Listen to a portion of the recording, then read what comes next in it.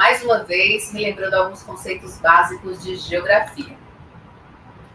Então, seguindo essa linha de pensamento, né, vamos entender um pouquinho de conceitos demográficos. A demografia, pessoal, é o estudo aí das populações e suas dinâmicas. Então, todo estudo que está relacionado a essa densidade demográfica, nós concluímos aqui esse estudo dentro da demografia, tá bom? E também a geografia da população, aí, por sua vez, correspondendo a esses estudos, né? Estudos dessas dinâmicas e suas relações com o espaço geográfico, onde as populações são vistas como agentes e produto das relações sociais, econômicas, naturais e culturais que compõem o meio. Então, a gente relembra um pouco do que é a geografia, o que ela estuda aí a relação entre o homem e a natureza e a população aí dessas dinâmicas, né, se relacionando dentro desse espaço geográfico. Assim como também aí foi falado que somos considerados agentes e produtos dessa relação, tanto econômica, natural, cultural, que compõe aí esse meio. Falando agora dos principais termos e suas definições mais usuais, vamos falar então de população absoluta, que nós já até tivemos uma prévia do que seria isso, mas nós trouxemos aqui para vocês um conceito mais fixo do que realmente se trata população absoluta. É o número total aí de pessoas que habitam um determinado lugar. Então, o número total, certo, de uma região, o número total de habitantes dessa região é considerada aí a população absoluta. E a população relativa ou densidade demográfica é o número dessas mesmas pessoas que habitam em um lugar, mas por unidade de medida de área. Isso mesmo. Por exemplo, a população de uma região é de 12 habitantes por quilômetros quadrados, o que vai significar que, em média, existem 12 habitantes para cada quilômetro quadrado dentro dessa referida região.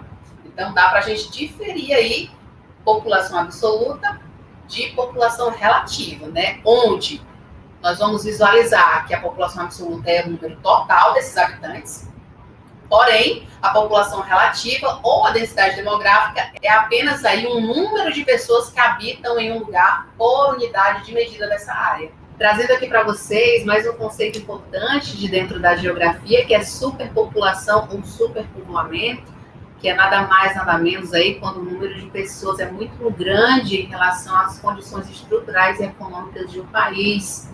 Um país, portanto, com elevada população absoluta, ou com densidade demográfica acentuada, não necessariamente é um país superpovoado, né? Nós temos aí exemplos de muitos países europeus, inclusive o Brasil é um país populoso, mas não necessariamente considerado um país superpovoado, ok? Temos aí o exemplo também de Bangladesh, representando um país superpovoado, pois boa parte aí de sua população sofre com carências econômicas e sociais. Geralmente, quando o país ele tem o excesso extremo de povoamento, o excesso extremo de pessoas, essas carências acabam acontecendo, né, por conta da economia não suprir aí esses habitantes. Trazendo agora mais conceitos importantes dentro do nosso estudo, que são os conceitos de taxa de fecundidade, taxa de natalidade, taxa de mortalidade e taxa de mortalidade infantil, que inclusive a gente já até visualizou na nossa aula passada alguns conceitos desses, né? Nós podemos dizer que a taxa de fecundidade é uma média que indica aí o número de filhos por mulher em idade de ser mãe, entre os 15 a 49 anos, tá bom? Taxa de natalidade, a gente já viu nos nossos estudos, que é o número de nascidos vivos em uma determinada localidade ao longo de um ano, né? E aí a gente divide essa taxa de natalidade pela população absoluta dessa região. Taxa de mortalidade segue o mesmo esquema, é o número de óbitos anuais em uma determinada localidade em relação à população absoluta. E a taxa de mortalidade infantil é o número de óbitos infantis envolvendo aí crianças com menos de um ano de idade em relação ao número total de nascidos vivos ao longo de um ano.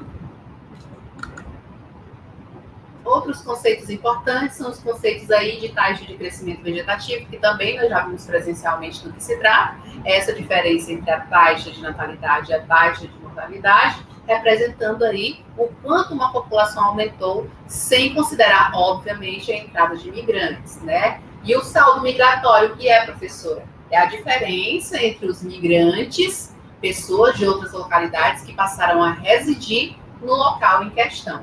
E o número de imigrantes, ou seja, pessoas que mudaram para outros lugares. Então, a gente vai fazer essa diferença entre os migrantes, né, e o número de imigrantes. Crescimento absoluto ou demográfico é o crescimento total da população, que resulta aí da soma entre crescimento vegetativo e o saldo migratório. Então, a gente percebe uma ligação muito grande nesses principais termos aí que a gente traz dentro dos conceitos demográficos, que são os conceitos de taxa de natalidade, taxa de mortalidade, taxa de crescimento vegetativo, expectativa de vida, crescimento absoluto demográfico. Um depende do outro para a gente chegar em um consenso, né, ou em resultados populacionais. Trazendo para vocês mais termos importantes dentro da geografia, que é o termo de população economicamente ativa, que para o IBGE é o número de pessoas que possuem alguma atividade remunerada ou doméstica não remunerada, ou que não possuem ocupação, mas que estão à procura de tal. Não envolve aí o caso de crianças e idosos, tá bom? Essas pessoas aí, de alguma forma, estão nessa procura, né, de ocupação, tá bom? Esperança ou expectativa de vida, que também nós já vimos presencialmente. Qual é esse conceito, do que se trata? É um cálculo estatístico que diz a medida de idade máxima em que vive a população. Então, é só você pensar nas suas conversas cotidianas, quando você diz assim, a minha expectativa de vida é que, por exemplo, eu chegue aos 80, 90 anos, certo? Então, é a média dessa idade máxima aí que uma população vive, tá bom? A expectativa de vida ao nascer representa o tempo esperado de vida restante à população nascida em um determinado ano. E para a gente fechar aí com mais conceitos sobre migrações, que inclusive nós vimos também dentro de sala de aula, nós temos aí alguns conceitos diferentes aqui na nossa aula gravada, que são os conceitos de migrações externas e migrações internas. Como o próprio nome já diz, externo são aquelas migrações realizadas pela população de diferentes países, né, fora do nosso país, fora do nosso país. E migrações internas são as migrações realizadas entre as regiões ou unidades federativas de um dado território. Ou seja, são migrações de diferentes regiões, mas dentro de um mesmo país, tá? Assim como também temos o conceito de êxodo rural, ou migração campo-cidade, isso desde cedo, desde lá do Fundamental 1, que a gente entende um pouco sobre êxodo rural, que é essa migração em massa da população do campo para as cidades. E o êxodo urbano, ou migração cidade-campo, é a migração em massa da população das cidades para o meio rural, tá? É o contrário, certo? Enquanto rural, essa população em massa do campo para a cidade, o êxodo urbano, a população em massa migrando das cidades para o meio rural. Temos mais conceitos sobre migrações: migração cidade-cidade, migração pendular, migração sazonal, metropolização e desmetropolização.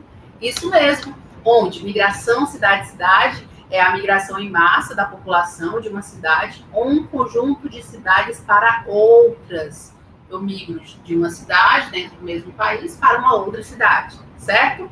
Migração pendular é a migração diária ou rotineira realizada pela população, envolvendo geralmente pequenas e médias distâncias. Por exemplo, aqui, trazer esse pensamento da minha ida para a escola todos os dias para dar aula. Então, eu estou fazendo uma migração pendular.